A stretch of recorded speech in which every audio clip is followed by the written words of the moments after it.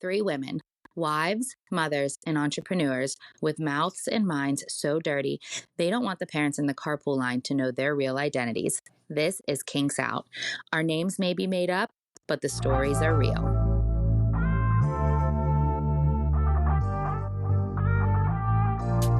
Oh, welcome to Kinks Out. I'm trying really hard not to freak out right now, but if you know me at all and have listened to our episodes, when I tell you who is talking with us today, you will understand my internal freak out that I am having. Are you ready? Joining us today is USA Today and international best-selling author, Emily Rath. Emily, hi. Thank you so much for talking with us today.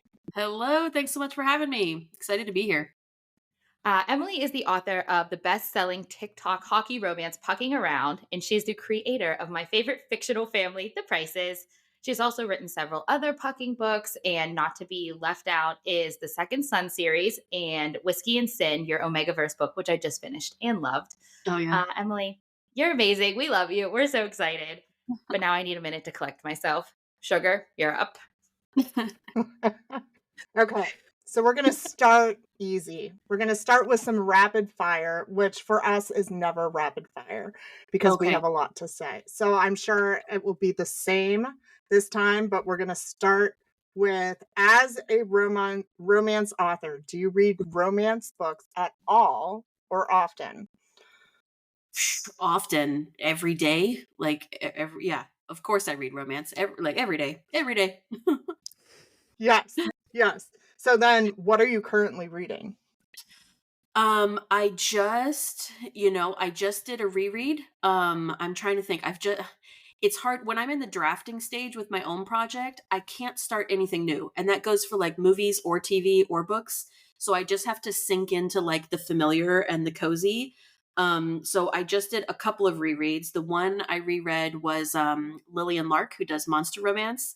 I reread Hoarded by the Dragon, which is my favorite in the Love Boathouse series.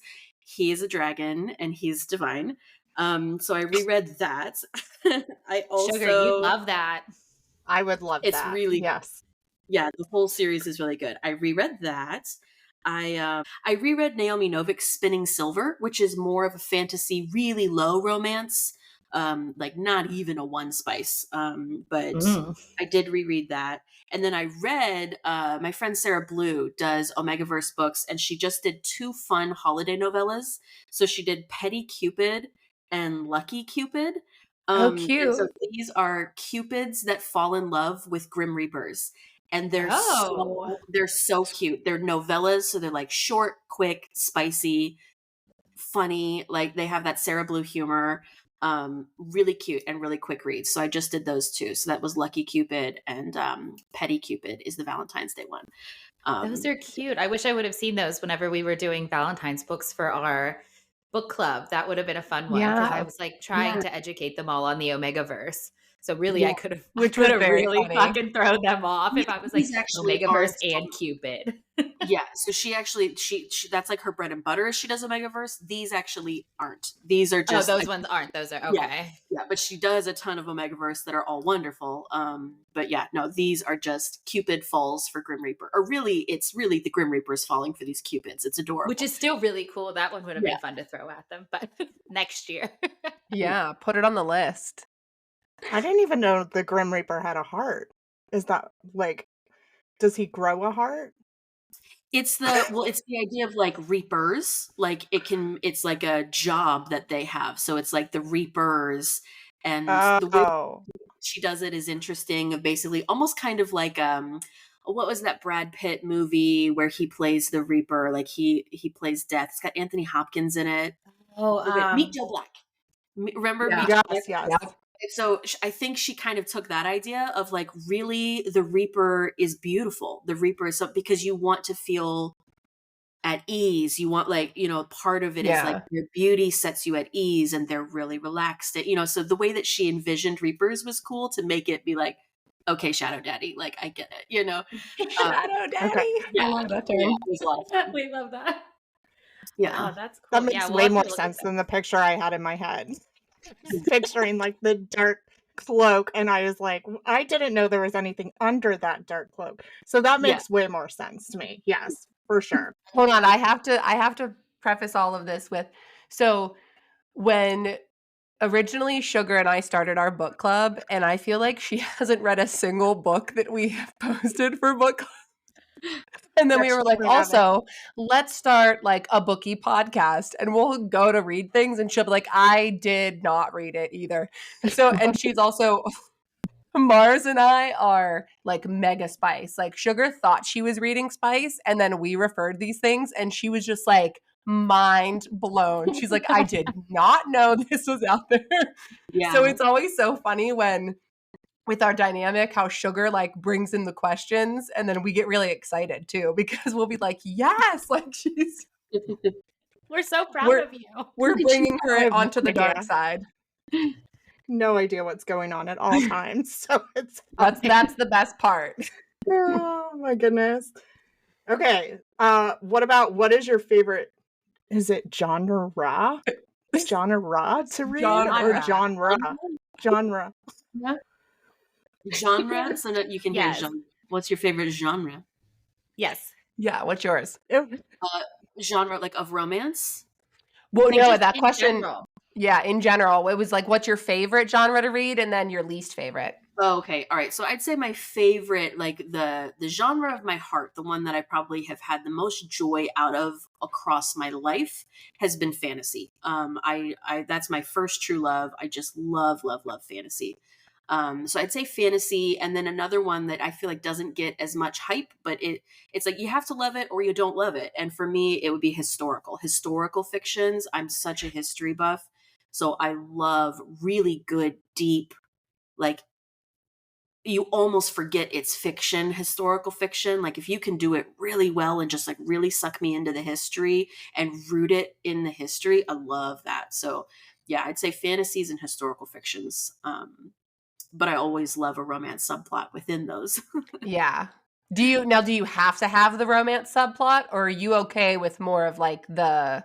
I don't. No, I'll read anything. I'll read anything from nonfiction to memoirs to like high epic fantasy to, historical fictions that don't have romance Yeah. subplots. Do I prefer them? Yeah, typically. Just for, I don't know, my double cancer romancy little heart, but I Yeah. don't. All right, next question. I guess from there, if you could be any FMC, who would you be? Oh In my any goodness. book. In any book. FMC from any book. A magic system that has always stuck with me I was just fascinated with the depth of the way Brandon Sanderson does just amazingly complex magic systems. And so one of my favorite books of his is the Mistborn. And so it's just such a cool magic system. And I always thought it would be interesting to be the main character in that is Vin, is her name. And so to be Vin, just because it's like, I want to understand it. Like it's this cool thing where it's all about metals, like metallurgy of different metal. You basically can like take these vials of like metal shavings. It's like you drink them, and then the different metals it's like, this is a push metal. This is a pull metal.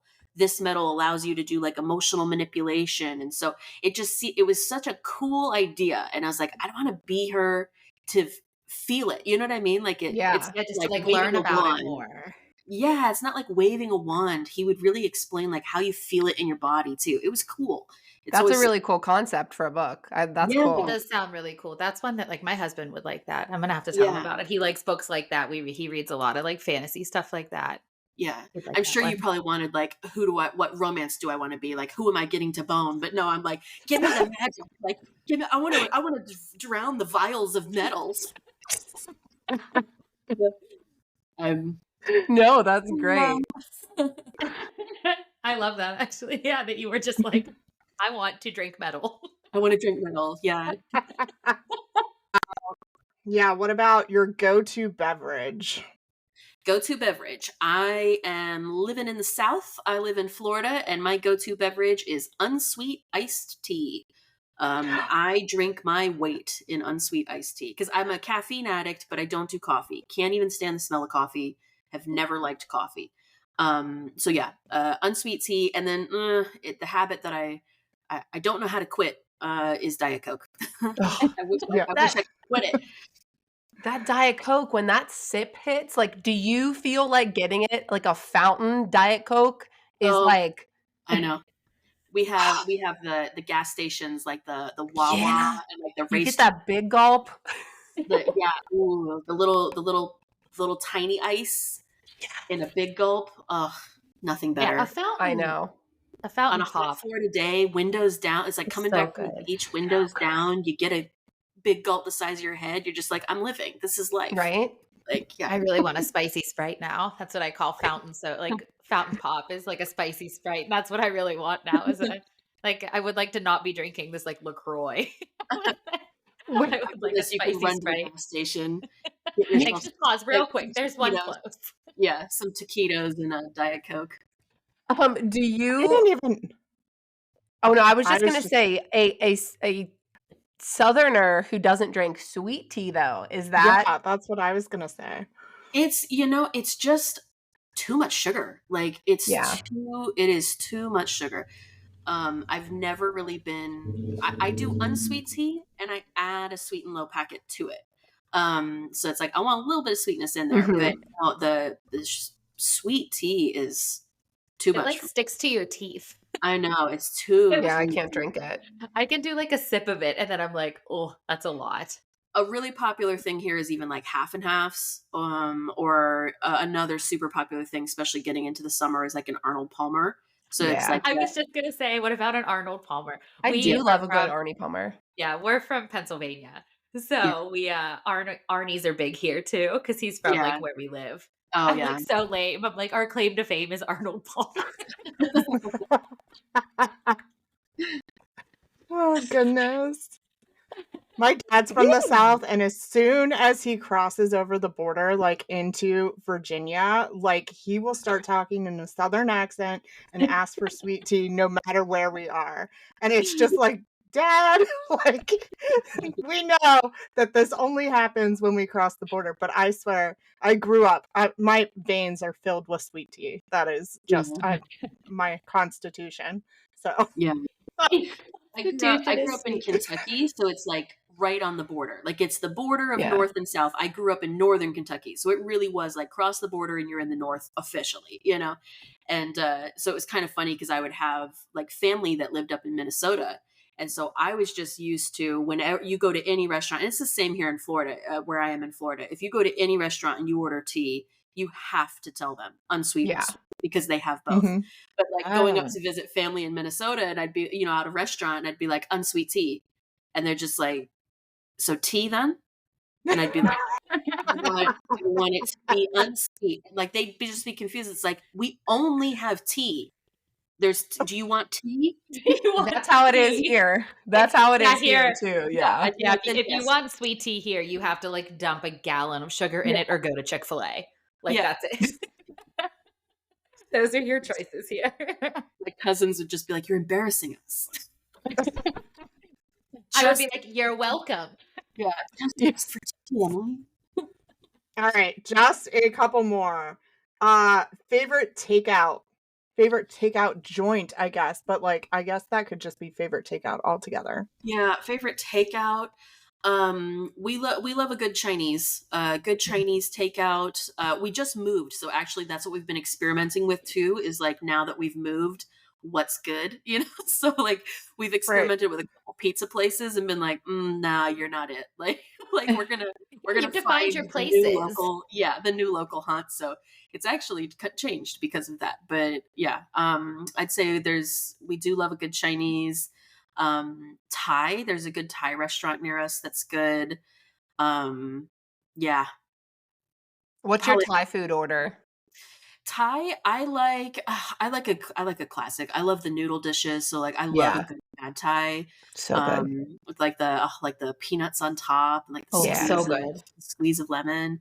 So yeah, I love a good noodle dish. We have a Vietnamese place that it's not takeout, but it's, oh my gosh, it's so good. So they have amazing pho. It's this tiny little, barely enough room for a bar and seats, so it's like, if they're full, you're out of luck. Yeah, those are the best places I found. Good. That Yeah. like the places that are like this big and you walk in and you have to order and then eat it in your car is like the best. Their food's what's gonna win. Yeah, it's oh my gosh, the broth is so flavorful. So now you're making me hungry. I'm gonna I go was gonna get. say I'm starving. I'm I like know. the PBJ I ate before this is not working. All right, so let's switch it up completely and make us all unhungry for a minute. We want to hear about this leech incident. Oh, yeah. So I think it's in like my Q&As on my website of just like like random facts about Emily. So I have a scar on my foot. It's this little round scar on the top of my foot from a leech. So basically, as I mentioned, I have family up in Minnesota. Minnesota's called the land of 1,000 lakes. They're lousy with lakes, and every single one of them is lousy with freshwater leeches. my God, And so cool. even though like I think it was my mom that said it, and she like refuses to this day to admit that she said it. But it's like, how would it be so viscerally in my brain that you said, Emily, there are no leeches in freshwater lakes? Like that's like I'm even saying it in her tone of like there are no leeches in freshwater lakes. And she's like, I never said that. I would never say that because of course there's leeches. Anyway, I have had more than one leech from a Minnesota lake. And so the one, it was like trying to get it off and it left a scar on my foot. And that's why I don't wade in the waters. And I had like a fear of open water for a while that I wouldn't even go in. Like if it wasn't a pool, I wouldn't go in. Because I was just like terrified of leeches. So That is reasonable. That yeah. I don't even like to feel like in water something like brush against me, whether Yeah. it's an animal, whether it's seaweed. Like Yeah. I like the beach, but I don't want to like I'm not going to go snorkeling. I am Yeah. not that person. I will get on the boat with the glass bottom and look through it everything. But Yeah. like I'm not doing that.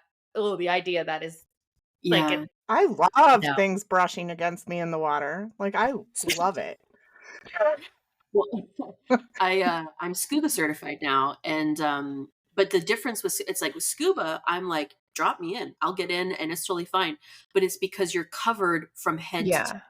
It's like I've got my neoprene boots on, and then my fins are in the boots, or my boots are in the fins, and I have the whole body suit. And like sometimes, depending on how cold the water is and how deep you're going, you can have gloves, you can have, so you feel like there's such a layer around you that if something's brushing you, it's not actually touching you, or it's, Right. and so You're it like fucking try me leeches. yeah, it helped me let go of anxiety that I can just be like, no, this is, I can be in. You can't get in here. Yeah. So Do you ever swim with sharks then? I have, yeah. Oh my I've done a gosh. couple of dives now where there've been sharks. My husband actually just did one. It's so cool. I wasn't able to go. He took the ferry from Florida over to Bimini in Oh, Bahamas. cool. And it was a hammerhead migration dive. So the hammerheads are all there migrating. And so you basically jump off the boat and drop down to like 20 feet. So you just kind of like sit your butt on the sand and they're just everywhere all Oh around my you. God. And so he had the coolest footage. Some of these things are like 13, 14 feet long. They're just absolutely huge. But yeah, I've seen nurse sharks, blacktip reef sharks, lots of cool stuff. That's cool.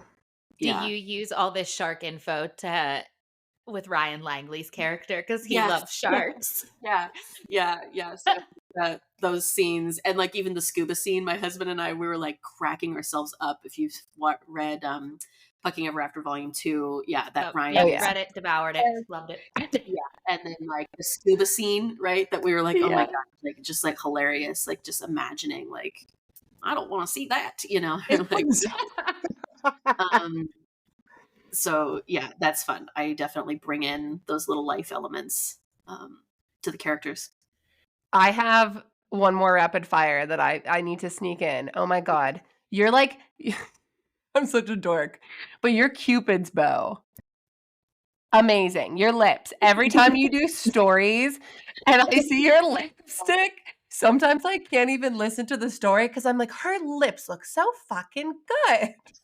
What's This your is not the first go-to? time she said this. What's your go-to lipstick? So I have a couple in rotation that I like. The one that I wear the most often that has like the longest stay of like I put it on and it does not move is it's Maybelline. It's a matte lip stain. It's Yeah. by Maybelline. They come in like little square, like rectangular containers. Yeah. So I think the one that I love that everyone's like, that's the perfect color. I think it's called like Self Starter or something like that. Okay. I have a couple of colors in that I'm one. like And adds to cart. I yeah. wrote it And down for you.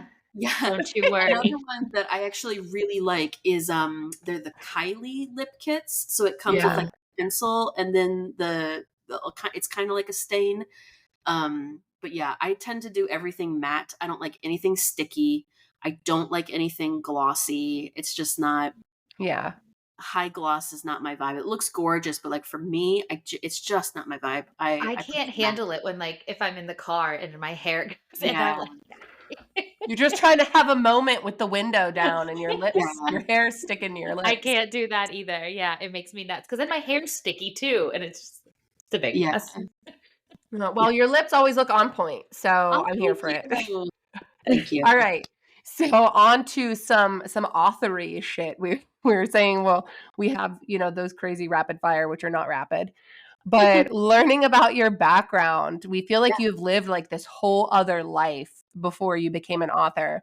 But what was the turning point for switching your career path? Because I feel like, so I don't know if all of our listeners would know. Were you a professor, a university professor before this? Yes. Yeah. Okay. And now are you solely focusing on writing? Yes, I am solely doing this. I quit. I was entering my tenure year. So the Oh my year that I was getting gosh. tenure. So it's like Oh wow. I spent 15 years of my life moving myself towards this career. I did 5 years in a dual PhD program. I got 2 PhDs in the time most people do one. I was crazy. I was You're crazy. badass. We call that Yes. badass. Yes. Crazy. And I had a child and it was bananas. But yeah, no, I had 15 years of a career that I was moving forward. I was a political scientist. So that's what brought me back down to Florida is I got a job at a public university here and I was teaching political science. I would say the turning point was, like quite frankly, if you didn't know this about the US education system, teachers are completely underpaid and undervalued. Yep. And That's an so understatement. That is an understatement of the understatement. fucking century, right? Yeah. We are completely underpaid, undervalued, and overworked. Let's add that one in. And so I found myself in this position of like, I had a tenure track position at a state university, and we were struggling to still pay the bills. My husband was working for a nonprofit, and I had this university job. So I started writing, just being like, I know I could do something good enough to publish and like just help us out, like just have a little bit of extra income coming in. So that was what really kicked it off. That I had some friends doing self publishing, and so I was interested in that. It While I was in Africa doing my dissertation research, that's when I really got serious and I started writing for real because I had the time finally to do it. I would be working during the day, but around 6 o'clock every night, I'd be done with what I was doing. And then I'm a night owl. So I'd be looking at like, well, I have 6 hours to kill before I'm tired. And there was typically no electricity. So it's not like I can like hang out and watch Netflix. So it's like, what am I going to do to Yeah. entertain myself? And it's like, I'm such a rabid consumer of media typically. I'm always watching TV and movies or whatever. So to not have that, I was like, I need to be my own entertainment. And so I started writing really seriously, partly just to keep myself entertained.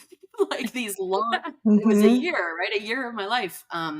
But no, I really started taking it seriously. The pandemic changed a lot for me. I dove completely into self-publishing during the pandemic, and really haven't turned back. And it was not instant success. You mentioned that I have written other things. A lot of people treated Pucking Around as like debut success.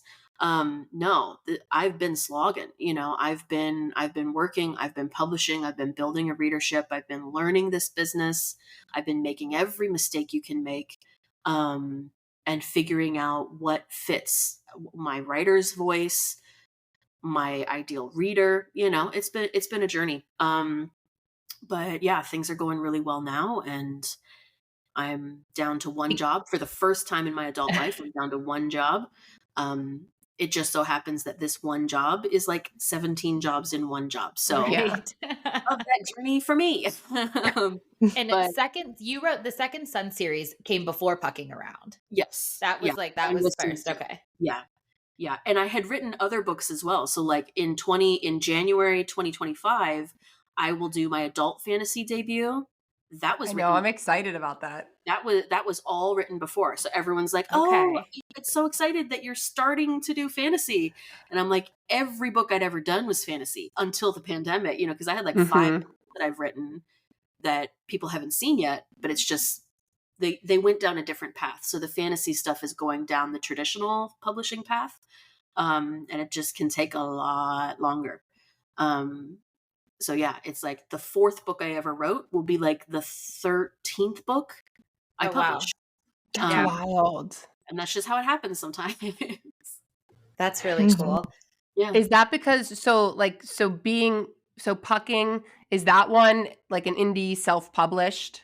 that was self-published. Yes. Okay. Well, Yeah, yeah, the first Rays off, is self-published. I was gonna say you rock and you're doing amazing things. Like we appreciate that. That is like we've read like so much about how being an indie author is really really difficult. Yeah. So how do you like manage the stress and deadlines? I guess of being an indie author, and I feel like I see a lot where authors are like, there's this pressure to continually publish things. Yeah. Yeah. How is that? How do you manage that? It is completely overwhelming. I wouldn't say that I'm good at it, frankly. I wouldn't say that I have a good I it's a learning process figuring out how to manage it better. Because you're right. In the self-publishing space in particular, there's such a market for fast fiction. So I'm having to compete with these other mega best-selling self-published authors that, because of the style of books they write, because of the narrowness of the plots, the repetitive use of the same tropes over and over, they are able to crank out a book a quarter, essentially. Some of these big Yeah. name authors, I'm sure we could all probably name 3 or 4. They're cranking out like 3 to 4 books a year. But it's because they have a machine they've created that allows them to do that. And then readers that are willing to take basically the same book packaged over and over. Like they just want that hit of that voice, that vibe, that energy, and it makes them millionaires. It's genius. It's genius if you can do it that way. Mhm. I have just a different brain. I have a different brand. I cannot write the same thing over and over. I I have to be able to follow the joy. Like I can't write what my heart doesn't want to write. And so that can become an issue as well of like readers, or like even readers being absolutely adamant that they want another book for the Price family. And in my mind, I'm like, they have their happily ever after. With the happily ever after novellas, I give you a look into that happily ever after, and I want to move on. It's like I already did that. I already did Mhm. that, and I want to tell other stories in their universe. But readers are like more, more, more, and it can be hard to shut down that voice. The not violence isn't the word I'm looking for. The volume, but sometimes it can feel like it's overwhelming Yeah. when you have readers. Like I basically get a DM every 10 to 15 minutes, of like readers just being like, Really? look, I want more, more, more. When's the next one? When's the next one? When's the next one? And you can just be like, like it's easy to let it get to you if Yeah. Oh you my know god, if I'm you feel sure. like it's just like an onslaught all the time. I, So it's hard. as a reader, I would rather wait and have like the complexities and characters in your books. I'll wait for that. Hmm. Like I can read the same thing, a bunch of times and it's fine. It's whatever. But the Hmm. excitement and like the level of like, oh my God, the anticipation, like whenever, the Hmm. Pucking Ever Afters, I'm so excited for Poppy's book. Hmm. The anticipation of it is so exciting because I know it's not going to be anything like the other books I Yeah. just read at Yeah. all. Because those, you take so much time with the characters, with Yeah. your characters. Are any of them, because I did have this, career before you were an Yeah. author, are any of your characters inspired by people that you've actually met or that you know or in any way? Is there Yeah. a real Omari? I just don't think it's the way my imagination works to like pluck a person, be like, oh, Caleb is my high school boyfriend. You know what I mean? But like if you can pull out, I like to talk about the layering effect. I take like I build my characters on layers, whether it's emotional layers, habits, like the little quirks that I throw in about giving you their star signs, right? So it's like Yes. the multiple layers that I give to my characters. And so some of them are like layers of me that are in the characters, but it'll be different layers, like for Jake, like Jake and I could not be more different as people. Like we could not be more different. And yet in order to connect to him, I gave him the layers of he loves sushi. I love sushi. I gave him my favorite ice cream flavor. Mm. I gave him that he loves walking on the beach and he loves pelicans. I gave him, so it's like you give him layers of yourself so that even as he is his own person, you can see how you can find that connection point into them, um or Mars, like Mars being Finnish. Me having family that's Finnish, I've been able to be around a lot of Finnish people, and I just kind of understand like Finnish culture or the quirks and things like that. So it's like it's more of like Finnishness that I put into it. So it's not like one Finnishness. person, it's not one person, but it's like the awkward like the the thing I've had to learn is like the awkward silences. Finnish people are just so good. It's not awkward. It's not awkward. It's just like, I have nothing to say. So I'm saying nothing. But it's like the first couple Finnish friends I had, like I had a Finnish friend we actually were studying abroad in Japan together. And it was hard to get used to at first of like the two of us sitting at a coffee shop, not talking. But it's like, she's perfectly content. Like, and so when she's ready to say something, she does. And when she has nothing to say, she says nothing. And that can go on for a while, My God, I would It's- struggle so hard with that because I yeah. always have something to say. And Yeah. like I always I Like, just always do. Finnish people Mars would hate me, probably. He would be like, "Can you like, please just stop talking?" yeah. He would Uh, not like me despite how much I like him. But the complexity of the characters is just I love that how you explained that because it makes sense. Like I love how Jake loves to like guess people's like he knows everybody's favorite ice cream flavor. Like it's mhm. those little things that you do for your characters that makes me be like I cannot wait to see who Poppy is, who Langley is, or not Langley, Poppy's men. I can't remember their names right Robbie and now. Mario, yeah. Yes, like I'm so excited for their personalities to come out. Like I'm the type where I get so invested in these people that like I have to remind myself that they're not real. Yeah. These are Yeah. not real people. And Yeah. I that's mean, I have them in my head. I'll have that, like, I'll be driving and they'll be like teasing each other or like telling jokes inside their own head. It's like, oh, haha. Like, I'll be like, I gotta write that one down. Like, oh, that was so funny, Novi, whatever. But it's like, he's not or real. like how you but even still how you do like even yesterday in your stories you did the ask anythings. I Yeah. love those. Those My are kids so are like, cool. yes, my kids are like, mom, and I'm like, hold on. Ryan is doing an ask anything.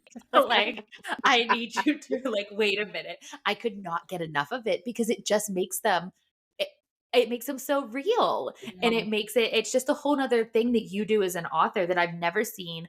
And it makes it so fun for your readers to get Yeah. those other layers, like you call them. It's just, I Yeah. love that. I love when you do that. It makes me so happy. I know. I've been, it's a lot of fun. It's actually a lot of work though. And you're like, Oh yeah.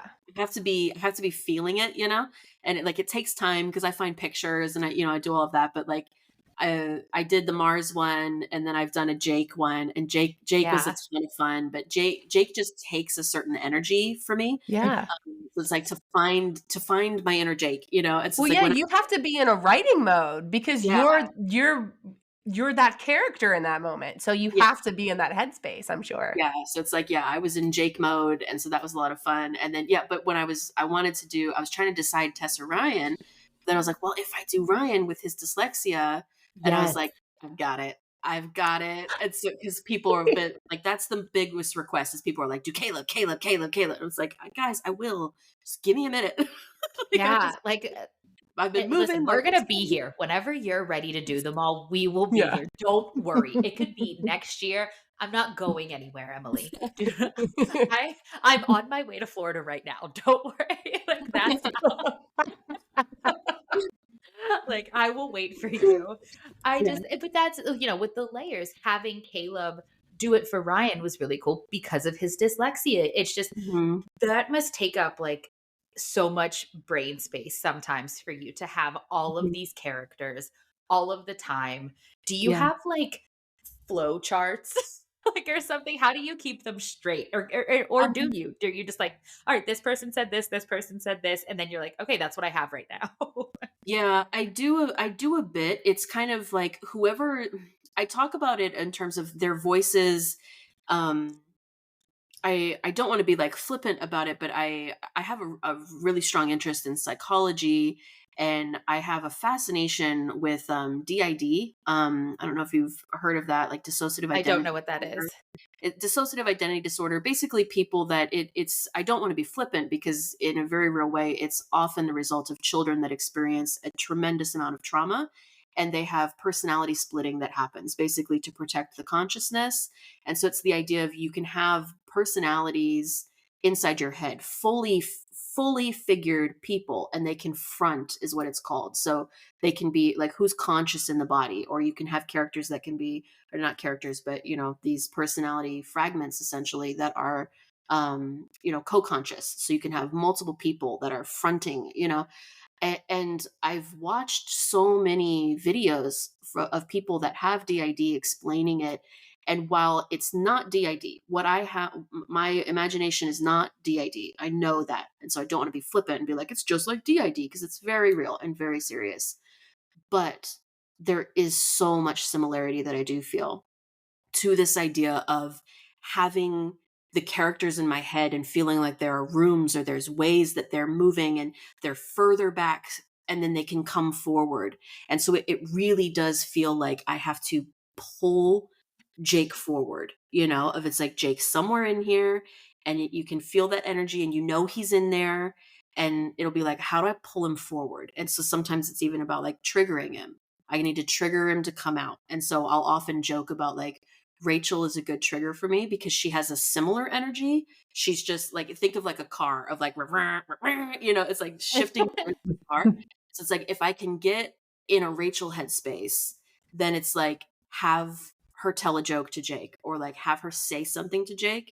And then I can pull Jake in, and then it's like, oh, now we got it. We're Jake. And so it's a very strange process of like, once their book is done, I need them to move back and I need these other characters to step forward. So like right now it's about trying to keep Novi, Poppy, and Maro in that front headspace. The issue for me has been that the loudest character recently has actually been Teddy, who like none of you know yet. Teddy's going to be book 4 and Ooh. he just really wants to come out. Ooh. He is like, I'm so much plot, and his voice and his character and his being feels so strong in my consciousness. And I'm just like, you have to sit down. Like Wait your turn, you Teddy. have to go entertain yourself, go into a different level of consciousness. Like, it's like, go play The Floor is Lava. You're like, my kids Oh are my playing. gosh. Like, Teddy, get out of here. Just go. So it's a very strange process of like, "Ugh, you guys are killing me. Like, I need these 3 to stay here. It's like 3 cats, it's like the 3 of you sit down, stay here and talk to each other. But yeah, that was a long answer. I'm sorry, but it's a No, weird, I No, love I that. love it. I loved that answer. yeah. That's a good transition, though, for Sugar's next Yeah, our next question. question. Sugar, your next question is perfect. I'm so lost. The script. She's like, I don't even know where we are. I'll ask it. How many books will Yes. be in the Rays series total? Yeah, so there's going to be 5 main books. 5 main books Okay. where it's like pucking something, right? And Yeah. I've announced what all of those will be in terms of who the characters are in each of them. So we're up to book 3 is next, and that's Poppy, Novi, and Maro. Novi and Morrow are both defensemen on the team. Poppy is the director of public relations. Book 4 will be an romance, and that is Teddy, who you meet him first in Pucking Around. He has a very small role. He's a PT intern. And so he works with Rachel. And then basically in book 4, a couple years have passed. He now has his doctorate in physical therapy, and he's coming back in an interim role, basically helping Rachel through maternity leave. So he's taking over while she's on maternity leave. And then the other character for book 4 is Henrik Carlson, who is a forward. And so it's basically what I'm setting up is that Teddy had, when he was there for the Pucking Around as an intern, had just the biggest gay boy crush on Henrik Carlson, like just the sun rises on Henrik Carlson. But it's the classic, like, but he doesn't know I exist, of it's like, he doesn't even know I exist. Like, he's the most beautiful man I've ever seen, and he doesn't know I exist. And so Teddy comes back to the team and is like, I can do this. I can be so professional. Like, I'm a doctor now. Like it's over. The crush is over. And then it's like getting back to the team and being like, oh god damn it. Like, this I'm so excited. Right? Yeah. So it's like, I love books. Yeah, I do too. So then Teddy will be making some choices. And it's going to be amazing. So that's book 4. And then book 5 is Amy's book. So Jake's twin sister will have book 5. Yes. So that will be an FFM book. And so it's Amy and the team statistician. Her name is Roshni. And then the team goalie. And his name is Hunter. What did I name him? Hunter something. I know his first name's Hunter. I'd have to check.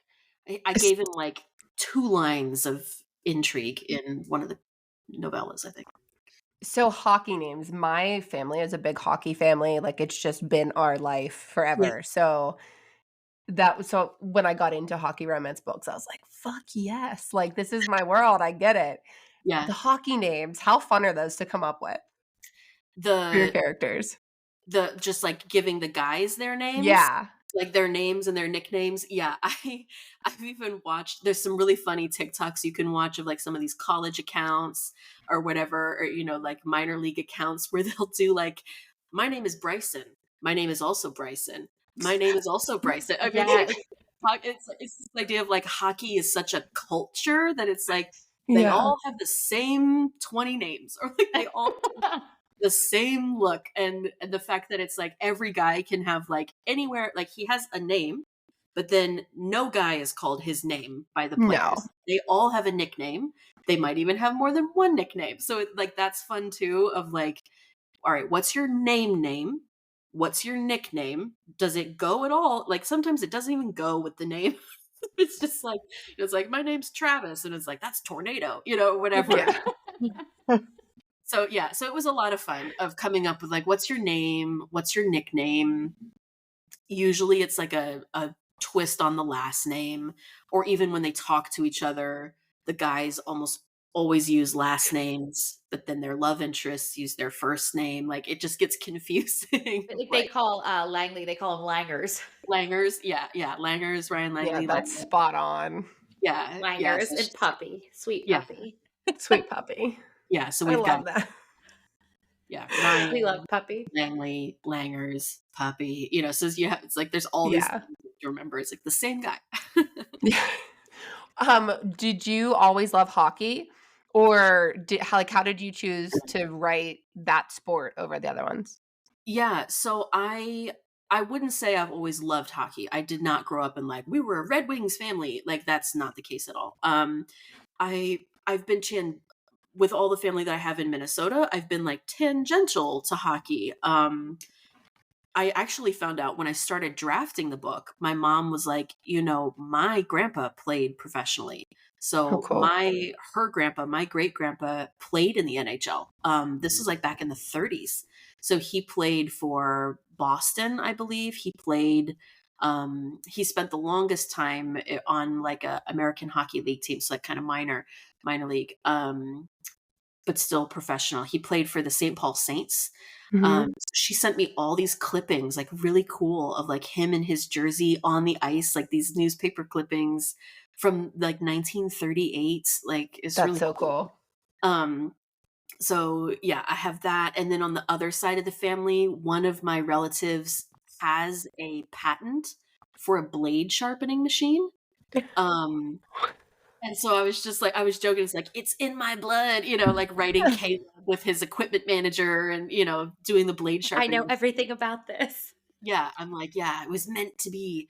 But no, I wouldn't say that I was a diehard hockey fan. I did love hockey romances. I got really into them when during the pandemic, actually. Like I said that when I'm drafting my own books, I can't start anything new. But the only like whatever caveat to that is if it's something completely out of the box. So like I was drafting Regency romance, and so I was like, I want to read a romance. What's as far as we can get from Regency romance? And so I was doing like orc romances and hockey romances. So like, and I just like dove all the way in. So I was doing like monster romances. Oh, I think that was when I started reading Ice Planet Barbarians, and then Oh my We gosh, read I those. love that. yeah, You I are the love only that. other person other than us who we know who's ever read them. Oh, really? Oh, no, they were wild. They had a huge moment. They had a huge, There's huge moment so on many of them. Yeah, yeah. Whenever I feel like I need a break, I always like pop back into one. I'm like, Yeah. oh, I think I'm gonna get back to the Ice Planet Barbarian. Let's Yeah, see what the just blue pick one. aliens are doing. Yeah, Return to Not Huff. Yes. Yeah. Oh my gosh, that's so funny. Anytime we mention it, people are like, the what? And we're like, the blue barbarians. You don't know them? Yeah, no, I read I think I've read maybe my gosh, there are so many. I've probably Yeah. read like 10 or 14 of them at this So I point. think there's like 20. Yeah, I've read quite a few. I've read, like the Christmas novellas or Oh whatever. yeah. I've That's awesome. I'm so excited for I'm now in because the it's not like war. I'm like a diehard barbarian fan, but it's just Yeah, like to know that we read the same books. yeah, It's yeah. I'm like my lameness is really showing right now.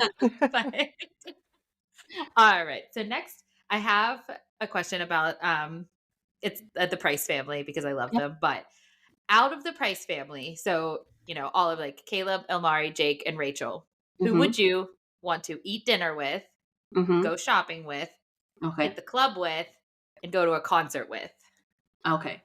Um I would say I want to eat dinner with Jake.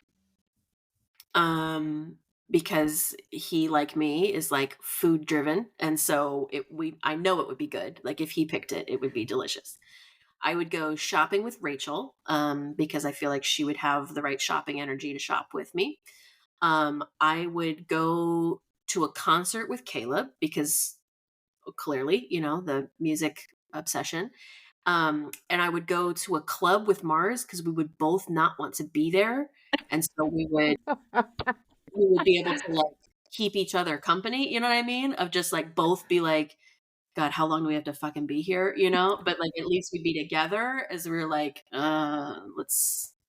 we made an appearance. Can we go now? I love that's how I feel like my answers are not that I was going to ask us ours, but I feel like mine are pretty much the same. I want to go everywhere with Mars, number Yeah. one.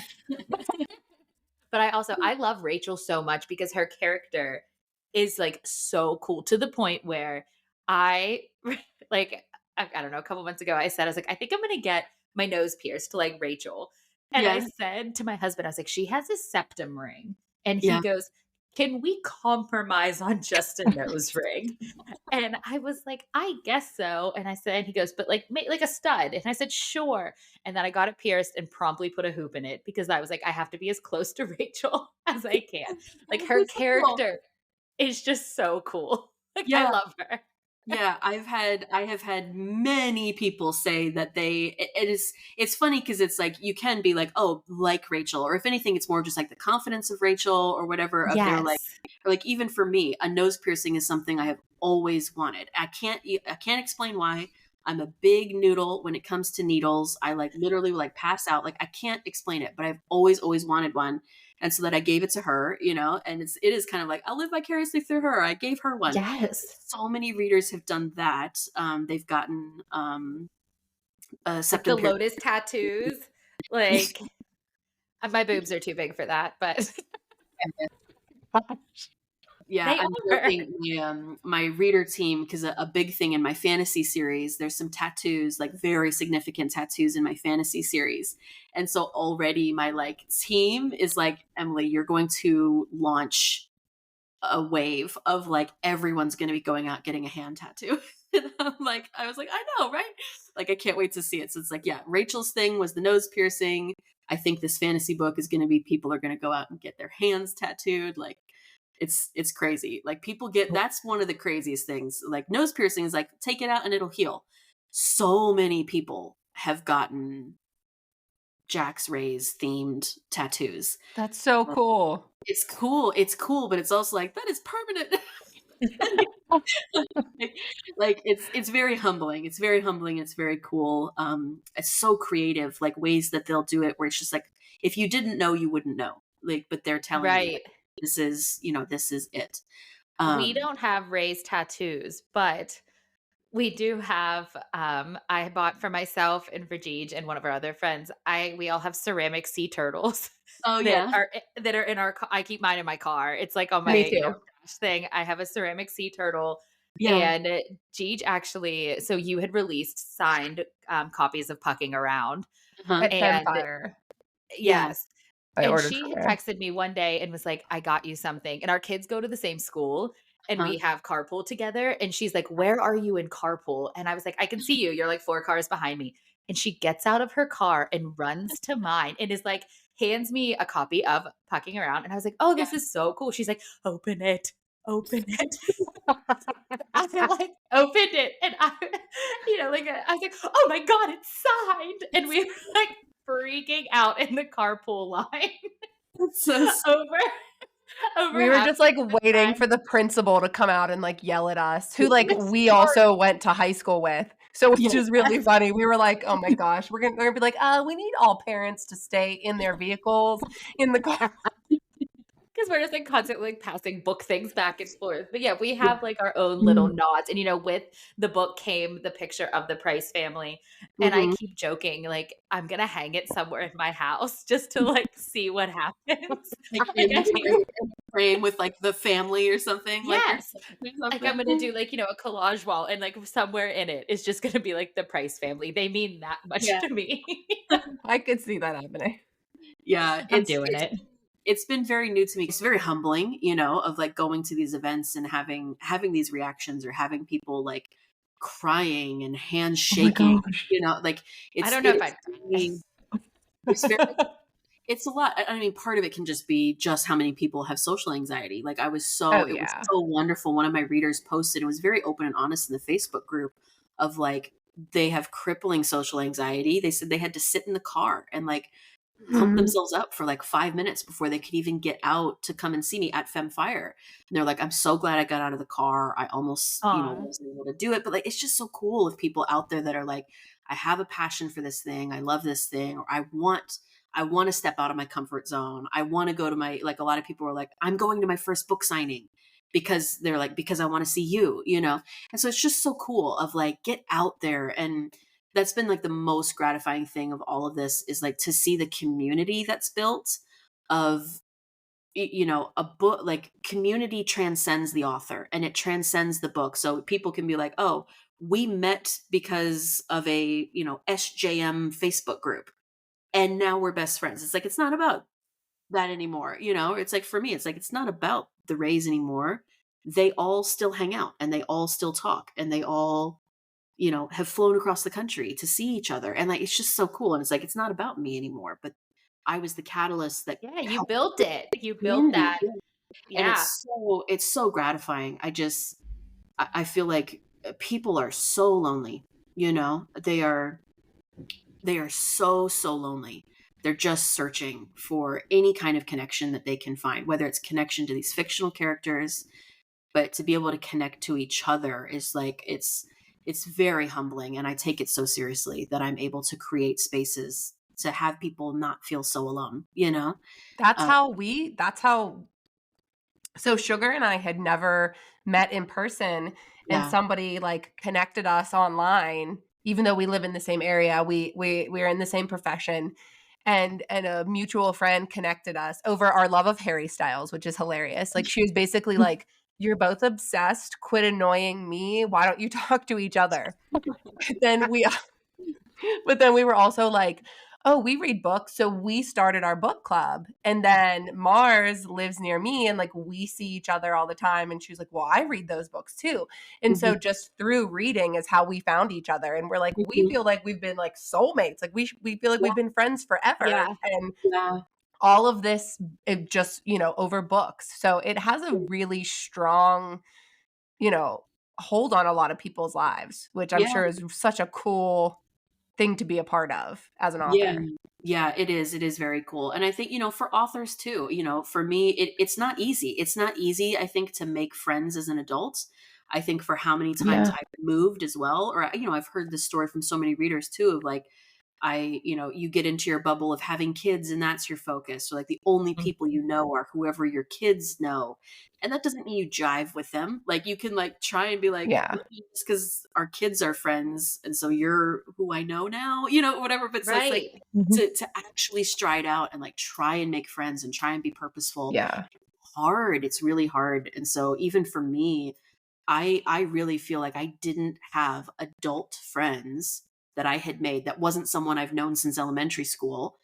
It wasn't until I broke into this book community, until I got a Kindle and I just started showing up on Instagram and being in DMs with people, And so there's people that we DM every day. I've never met her. She lives in the north of Canada, like in person, that kind of thing. But Yeah. it's like you just get those connections and it is real and it is valuable. So Yeah. even My husband always jokes. He's like, "Oh, what's Mars and Suge up to now?" Like as I'm like texting them through something. He's like, "What yeah, are they doing now? Or what are they saying that's funny now?" yeah, yeah. It was a big change though, because or like even doing the business side of everything for my husband, it was a big transition for him of like at first he would get kind of like resentful or like that it's like I was always on Instagram. That was his thing. It's like you're on Instagram again. But he didn't understand it's like I'm working. I'm Right. Yeah. Mhm. working, I'm networking, I'm engaging with author like Instagrams where I contact other authors, where I contact artists that I work with and engage with. And it's just where my friends are because so many of us are in different countries, different time zones. I basically live on Instagram DMs because of the wide and varied nature of my contacts. But, it's just something you have to get used to. Of he's like, you're always on Instagram. And it's like, that's this business. It's like Right. I'm working. It's the work day. Yeah, I'm on This is Instagram. what it is. Yeah, for as toxic as a place as social media can be, since we've started this podcast and since we have, started our book club stuff, the book community is wonderful. Like we have not got any, and I mean we know we will, but we have not got anybody to come, in a message or anything that's like, you guys are gross, you shouldn't be saying these things. Like, Yeah. because we do this anonymously because some of the stuff we do talk about in other episodes is explicit, obviously, but we don't do it because we're ashamed or embarrassed, but it's because, we live in a small town. There's always going to be someone on the PTA who's going to come to us and be like, you women should be ashamed of yourself, blah, blah, blah, for talking the way you do, type of deal. But there's zero, like, we have not got any of that in like the bookie community. And that's Yeah, a really good feeling to know that like we really put ourselves out there, even just our voices, and yeah, people have responded really well to it. yeah. Yeah, it can be, I think a lot of people can feel very jaded because there are really dark corners of the social media and there's definitely dark corners of book talk and bookstagram and sometimes you can just feel like everyone's just out here choosing violence. Like everyone just wants to be upset about something.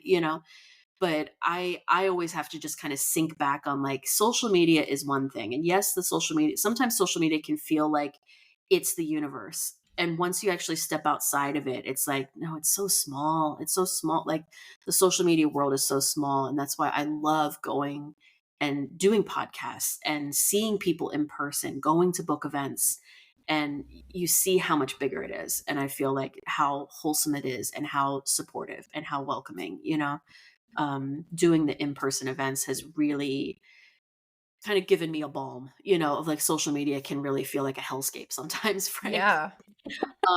But yeah, the in-person events like ground me and like they root me back to the reality of these are good people, these are lonely people that want connection, these are people that are seeking friends and people that are seeking adventure, the same as me. They're seeking escape and adventure and joy, and so it's important, I think, to get myself out there and constantly be connecting with my readers just to recenter, Yeah. of like, this is worth it. All right. We have a question about Okay. the spicy scenes. Oh, okay. I'm ready. How does writing spicy scenes make you feel? Because we know how they make us feel. So we're just wondering, Yeah. is there any Like, do part you of a need a book? minute? Yeah. Right. Yeah. Is it So like, they're the hardest scenes to write. They're the most difficult scenes to write because at least in the way that I do spice, they have to do so much heavy lifting for me because they're, in my mind, like my kind of ethos when it comes to spice is like sex on the page can never just be sex on the page. You have to be doing something in that sex scene. So we have to be learning something about the characters. We have to be revealing information. We have to be changing something. There has to be some kind of growth, some kind of development that's happening. And so whether it's even a first time sex scene is like, well, this is them discovering each other in a new way. It's like a whole new kind of conversation they're able to have. But in the actual writing of it, it's kind of like I treat each of the scenes in like stages. So the first stage is kind of the scaffolding of like, okay, who's in the room, how many people, where are they, what are the restrictions, so like for Pucking Wild, there's like a Tess and Ryan in the bathroom sequence, so it's like, all right, they're in a bathroom. We're limited as to what they're going to do in a bathroom. They're both going to be standing. I'm not sitting in a bathroom. I'm not laying down in a public bathroom. I mean, so you go through that round first with yourself of like, okay, two people in a bathroom, crowd is right outside. That limits what we're going to do. That limits how fast the scene needs to read. That limits, so it's like that's the bare bones part. And then it's about, especially once you get into multiple people, it's like, okay, who's where, how are we changing it through the scene? You want to think about climax moments, when is that going to happen and what's realistic? So how long does the scene need to go out to have that moment? It's all out of like nuts and bolts, right? So like basically what I'm saying is like, it's not sexy. It's not sexy. Yeah. So it's all about like, all right, so I know who's in the scene and I know where they're going. And then it's about like, what are we physically accomplishing and how is it going to be different than the other scenes I've already done, right? Different positions or different, interaction. That's where it's like, all right, we got some switch energy. That's going to be a big moment we need to focus on. Someone's switching or someone's trying something they've never tried before. Someone new has entered the room, that kind of thing. And then it's all about dialogue because with any of my scenes, they really do talk to each other a lot. Yeah. And so there's like the different forms of communications, whether it's the sexy communication, consent communication. I like to put in a little bit of lightheartedness in a lot of my scenes. So even as they're going along, I like if you can have a little bit of a feeling of laughter or like excitement or like silliness sometimes that can come into the scenes. And then it's like the last pass in the editing is where you actually dive into those emotions and you dive into like, okay, now it's like the five senses, So in the writing of the scenes, there's nothing sexy. It's very technical. It's a lot of work. Editing the scenes, like I'll give myself some space. It's all done. Scaffold is built. When I edit the scenes, then I can be like, okay, this is working. It's like when I can just read all through and be like, this is working or this isn't working, and I'll deepen it, right? That's when I'll pepper in the layers. Typically, I'm peppering in more layers of like senses. So touch and smell and taste and, but yeah, it's not a sexy process. Once they're done though, and I'm editing, then I can feel the flutters, that everyone else feels. Yeah. the logistics, like, in my mind, I feel like as a writer, especially with their poly relationship, Yeah. all of the people, like, I'd be like, Yeah. "Where are these limbs? Who's here? What's there?" Like, that's gotta actually be difficult to write, Yeah, to, like, no, it's make it's it yeah. I'll go through scenes where I'll be like, "He has 2 left hands," you know, or Yeah. like, Yeah. you know, so that's actually something that I've learned, like, through reader feedback. Like, I remember, oh my gosh, I got sucked in. I let myself get sucked in to a very heated debate that was happening in one of my Facebook chat rooms about it's the scene in Pucking Ever After Volume 1 where Rachel and Mars are on the plane, and I guess because I used the indicator of like a left hand, right hand, they were just consumed with like, what side of the plane are they on? And so they were like, are the seats flipped the wrong way? Or like, are they facing backwards? Are they on the left? Are they on the right? From looking up the plane or from entering the plane, you know? And so I'm like, you guys, this is too much. And so I realized it's like it was the cardinal directions, or like the left rightness of it, that I have found that if I just pull that out, if I just like hand other hand, Yeah. because it's like, once for especially I've found, for people like neurodivergent people, that they hook on to those details and then they obsess over those details. So Yeah. those are the readers that will be like really obsessive about timeline, really obsessive about the actual intricacies of left, right, up, down, under, And so I've had to get more creative, and almost be a little more abstract, I think, of like, I get Yeah. the nitty gritty. I really want you to feel like you know exactly what's happening, but I'm also trying to be a little bit more abstract than I used to, just so that people aren't like, wait, left, right, now I'm picturing it. It's like, Right. just, Like next time I get on an airplane, I'm going to be like, all right, let's redo this scene. yeah, Let's- yeah. So, Let me pull out my book here so we can get the logistics right.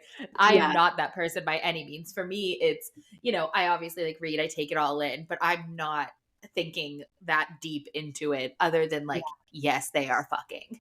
yeah, I'm like, this is hot and I like it. That's like as far as I get, with the logistics of it. Because yeah, if you really do, like, if you think about it that hard, you're like, wait a minute. yeah. And I, Saying yeah, that you have to suspend some disbelief for sure. Yeah, suspend disbelief in a lot of different directions. Not Yeah. that anything that I do is an actual position. You know what I mean? Like, it's done, it's possible, you can do it too if you wanted to. you If you just have have to that believe. if you have that flexibility, or if you have that many partners willing, it's like you can do it in any of the scenes. But yeah, some of it is like suspending the disbelief of like, that seems painful, or like, she is still, or like something like that. It's like, yeah, We It's a book. always joke though, like, we were like, "That is a UTI, ladies." yeah, Yeah.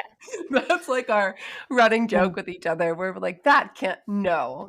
Like, yeah. Well, you have to be careful about that kind of stuff. You have to think that goes into like that planning of like, all right, what are the positions? What's the ordering of the positions? 'Cause yes. orders, so it's like, that matters. What's the ordering of the positions?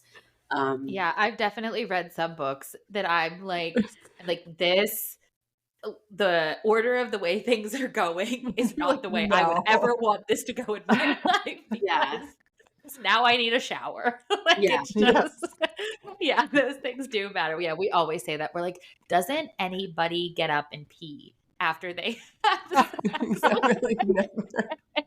but it's a book. It's obviously they're Yeah. not getting UTIs, it's yeah. You don't want that's that the fun real. of the book world. The Yeah. book Well, world. it's actually, this is like a little hint, a little treat for Poppy, for the Pucking Sweet book. But one of, like, Poppy being this like super type A Libra, of like, everything is in balance. I have everything under control. Don't mind me girl bossing myself straight up into the sun, like, it's like, and then burning myself to a crisp. But so it's like, she's like, I want to be prepared and I want to be organized. I want to be ready. Her whole thing is that she has never had anal. So like, all of these women that I've written to date are like confident, sex positive, Yeah. boys, they've done all these things. So like I have this whole thing, but I think it matters. I think this kind of representation matters of like prep work, you know, and like kind of making it funny of like her going to, you know, I won't spoil who Oh, she is goes she buying to, butt plugs? who she goes to of like, I need to prep for this reality, you know, that kind of thing. And like just getting so in her head about it. And like, you can like psych yourself out about wanting to try something new, but being nervous about it. And then ultimately just being like, it's too much, you know, or like, but it's like, Too many that's dicks. okay. Yeah. It's like, that's okay. It's okay to want to try. It's okay to try it and not like it. It's okay, you know? And so we're going to experiment with that a bit with Poppy of like, Oh, I can't wait for that. he's Yeah, really I'm who excited. wants to do this. And then, yeah, how the guys will be about it. It's good. It's good. It's sweet. I am. I do want to It's fun. mention to talk real quick, I guess, about Whiskey and Sin because I Yeah. just finished it Yeah. and I love the Omegaverse. I think that it's a really, really cool genre. And I know, like, Hmm. I've tried with our book club. I'm like, I've made diagrams, I have drawn pictures, and, they're not quite as into it as I am, and that's okay. But Yeah. Whiskey and Sin was my first Omegaverse. Hmm. And it was so, so good. I don't want to give a lot away because I know, Jeej, you Yeah. plan to read it. Yeah. And I want others to read it, so I don't want to give a lot away, but I will say that, like, I loved Bear so, so much and how he loved, and then my heart broke for Silas. Like, Hmm. those 2 characters just how they grew together and everything was beautiful, and I Yeah. loved that book. That story was so good. Yeah. So I want everybody to read it, so I won't say anything else about it. But was that a Yeah. fun book to write? Because it is, the Omegaverse, it's different. Yeah. Well, I will say is actually how Omegaverse started. The origins of or the origins of Omegaverse are male romance. It's because it's born out of a mashing up of a number of the different fandoms. So it's a mashup of the Supernatural fandom and the Sherlock fandom. And I feel like there's one more in there. I'm not as up on the lore, but no, it is 100% born I did out not know of that. male love.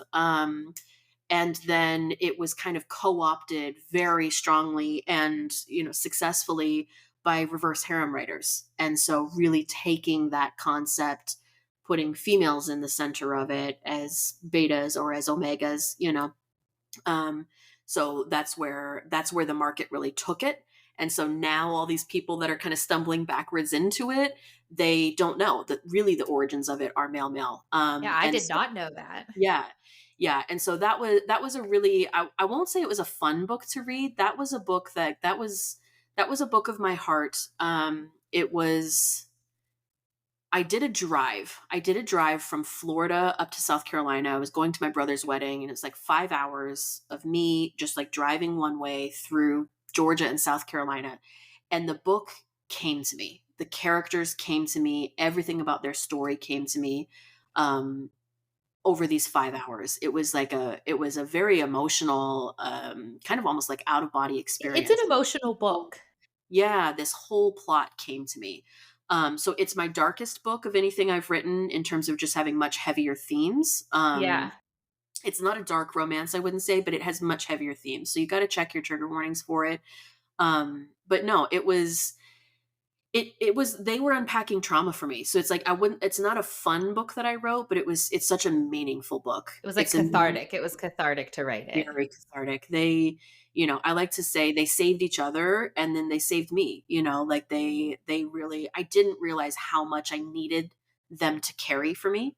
I feel like there's so many books that do such an amazing job of looking at trauma and how you as the person who suffered it carries trauma and how you experience and move through trauma.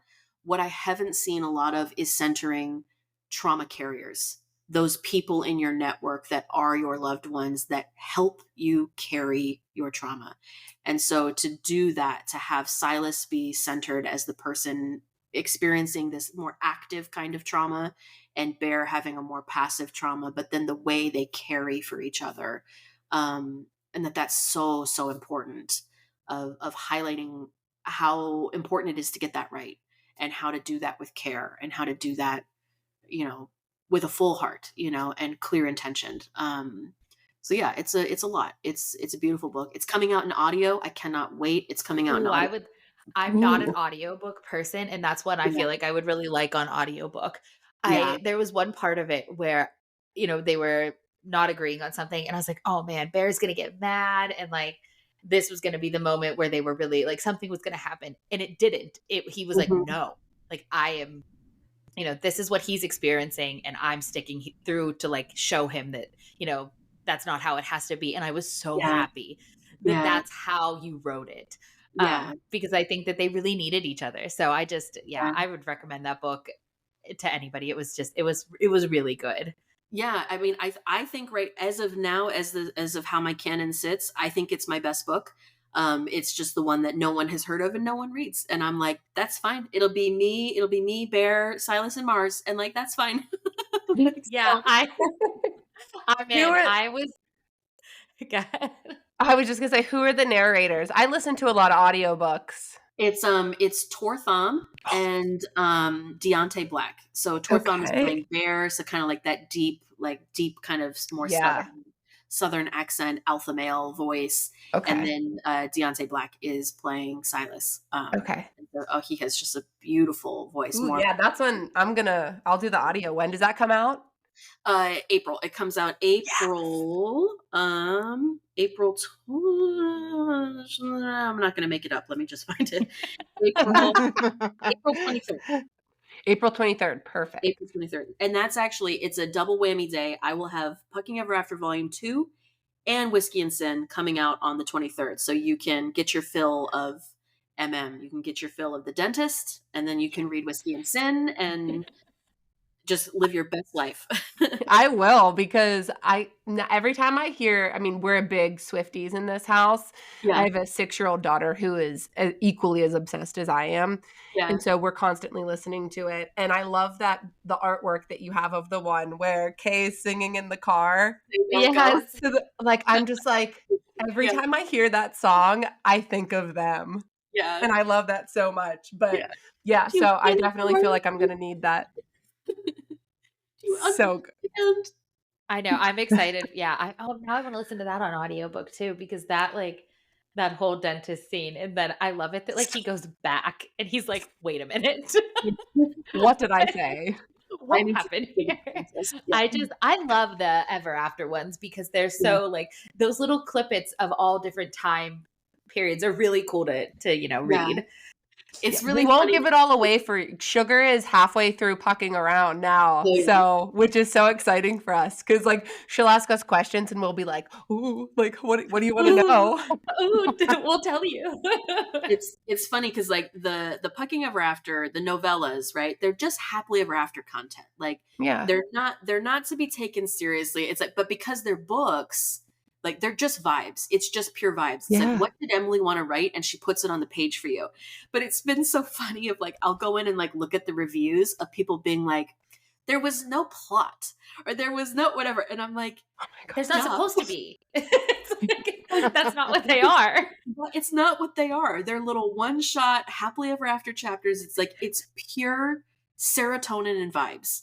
If you're looking at Yes. the plot, I'm sorry. Like, there's going to be none. But so it's just funny of like, I just didn't get it. There just wasn't enough plot for me. And it's like, Look, there wasn't a plot at all. okay. yeah, It was a you're like chapter. It's like you each of missed the memo. like the chapters have a little like an arc, or the chapters Right. beginning, middle, Yeah. end, but the chapters don't weave together to form No. something like now I know a deeper truth. It's just like It's just the snippets that you need to like carry you. yeah. Yes, It's like, I love those little snippets. yeah, Yeah, I but it's really like. not I enough. love that you called them vibes. That is on point. They are Obviously, vibes. we're jerk. So, does your husband read your books? He does not. He does not read them, and that's fine. I am perfectly. My thing is like life is too short. Life is too short to try and slog your way through something that you don't enjoy. He reads voraciously. He just reads nonfiction. He is a always reading. We have a lot of the same interests. He also had degrees in political science. He does a lot with like nature. We're both really quirkily obsessed with anything that's like archaeology and anthropology. So it'll be like, oh, I just read a fascinating study about some dig in Norway, and it'll be like, tell me more, it's like they found like whatever. It's like, yeah. So he's a nonfiction person. And that's totally fine with me that he doesn't read them. I do have my mother-in-law so his mother has read, I think, all my books that have been published so far. I think she skipped Whiskey and Sin. It's not the right kind of book It's for her. not everybody's vibe. Not Yeah. everybody's vibe. And so I was like, it's like, just skip it. Like, if it's not for you, skip it. She loved my Regency stuff. She loved those. And read all three of those. Um, but yeah, I think my mom she's done the audiobooks, because she had to like drive out to where my brother is in Texas. So it's like that drive alone can basically get you Ugh. the book. So she's like, yeah, I guess she was like, I was finishing it. She drove home and had 5 minutes left of His Grace the Duke. And so she's like, I just sat in my car, listened to the last 5 minutes after this, 20-hour drive. That And she was never like, mind that she'd been sitting in the car for 2 days. She had to finish. That's how we would be too. We'd be yeah, like, hold on, we'll be right in. yeah. So yeah, That's really cool that you have that, family like, that reads them. family Yeah, support. yeah, All right, before we finish up, do you yeah. have like any messages or anything you want to say to readers? Oh my goodness. I just thank you. I feel like I don't want to do a hard sell of like, buy my books. Like, it You probably, can. We'll do that for you. We'll do that for We'll you. do that It's for fine. you. yeah, no, it's been such a blessing. It's been a blessing. It's been a joy.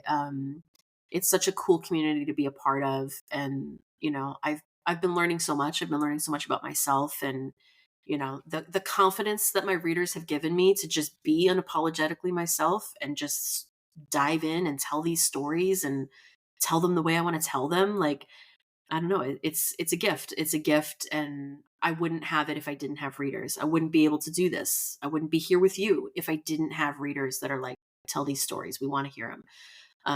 And so it's amazing. I'm every day thankful, and grateful, and I'm going to keep writing. Like, I'm going to keep writing. Please Stuff is do. coming soon. More books coming soon. Um, Yes, we will read them. And I know so many people who, whenever we had told some of our friends, were like, guess who we're gonna interview? And we said your name, they were like, shut the fuck up. like a solid, like, non-believing.